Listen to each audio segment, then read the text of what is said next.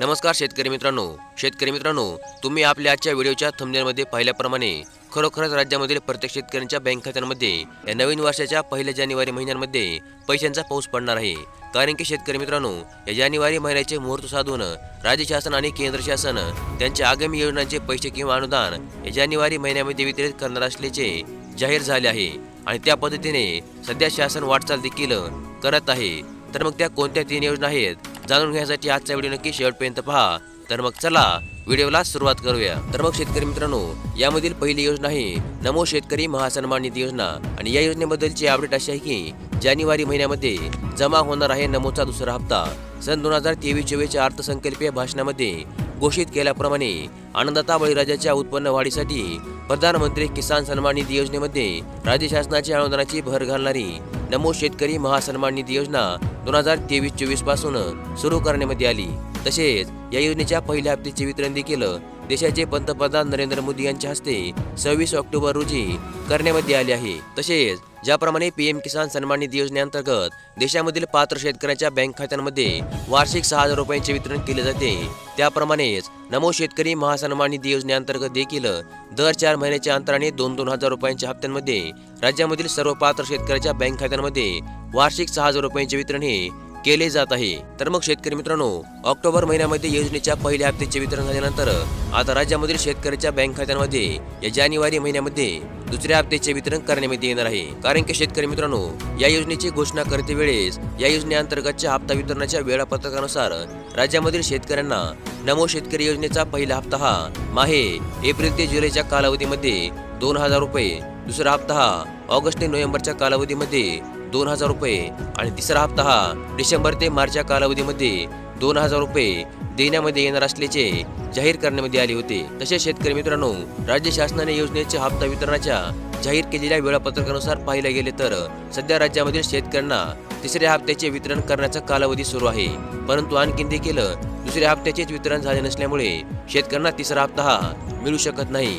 त्यामुळे आता या जानेवारी महिन्यामध्ये राज्यामधील शेतकऱ्यांना नवीन वर्षाची भेट म्हणून दुसऱ्या हप्त्याचे वितरण करण्यात येणार असल्याचे राज्य शासनाने जाहीर केले आहे। याबरोबर शेतकरी मित्रांनो, यानंतरची पुढील योजना आहे प्रधानमंत्री किसान सन्मान निधी योजना आणि या योजनेअंतर्गतचा आगामी 16 हप्ता देखील या जानेवारी महिन्यामध्ये वितरित करण्यात येणार आहे। आम्ही आपणास सांगू इच्छितो की नोव्हेंबर 2023 मध्ये पीएम किसान सन्मान निधी योजनेच्या 15व्या हप्त्याची रक्कम शेतकऱ्यांच्या खात्यामध्ये जमा करण्यात आली आहे।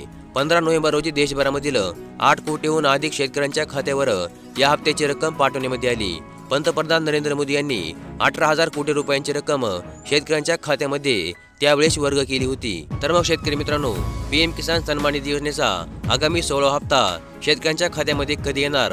तर मग प्रधानमंत्री किसान सन्मान निधी योजनेच्या पात्र शेतकऱ्यांना फेब्रुवारी ते मार्च महिन्यामध्ये पैशांचा पुढील हप्ता पाठवला जाऊ शकतो। मात्र सरकारकडून अद्याप कोणती अधिकृत अशी घोषणा करण्यात आली नाही, परंतु देशामधील मीडिया रिपोर्टनुसार पीएम किसानचा आगामी पुढील हप्ता हा फेब्रुवारी ते मार्च महिन्यामध्ये शेतकऱ्यांच्या खात्यांवर पाठवला जाऊ शकतो, अशा प्रकारची शक्यता देखील वर्तवण्यात येत आहे। याबरोबर शेतकरी मित्रांनो, यानंतरची शेवटची आणि महत्त्वपूर्ण अशी योजना आहे पीक विमा योजना आणि या पीक विमा योजनेअंतर्गत या तारखेला महाराष्ट्रामधील शेतकऱ्यांच्या खात्यामध्ये जमा होणार आहे पीक विम्याचे पैसे। कृषी मंत्री धनंजय मुंडे यांचे निर्देश। शेतकरी मित्रांनो, आम्ही आपणास सांगू इच्छितो की राज्यामधील जिल्ह्यांतील महसूल मंडळातील 7,500 शेतकऱ्यांनी पीक विमा योजनेमध्ये सहभाग नोंदवला होता। मात्र यांपैकी फक्त 3,500 शेतकऱ्यांना पीक विमा नुकसान भरपाईची रक्कम मिळाली। मात्र 2,940 शेतकऱ्यांना तांत्रिक कारणामुळे पीक विम्याची नुकसान भरपाई आतापर्यंत मिळालेली नाही।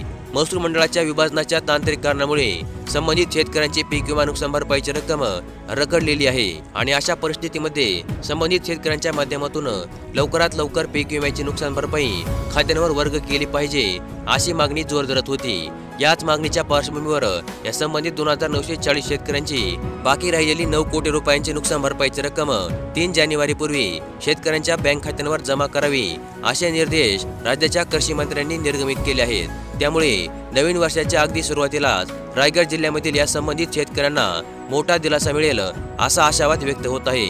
खरे तर याबाबत मुंडे यांच्या दालनामध्ये नुकतीच बैठक देखील संपन्न झाली होती आणि आता या जिल्ह्यातील शेतकऱ्यांना नुकसान भरपाईच्या वितरणाला सुरुवात देखील करण्यात येणार आहे। तर मग शेतकरी मित्रांनो, अशा प्रकारे राज्यामधील शेतकऱ्यांना आता या नवीन वर्षाच्या 1 जानेवारी महिन्यामध्ये या काही 3 योजनांचे पैसे मिळणार आहेत। तर मग अशा प्रकारचे अत्यंत महत्त्वपूर्ण अशी अपडेट आज आपण या व्हिडिओमध्ये पाहिली आणि अशाच प्रकारच्या महत्त्वपूर्ण अपडेटसाठी आपल्या चॅनलला सबस्क्राईब करून ठेवा। व्हिडिओला देखील लाईक करा।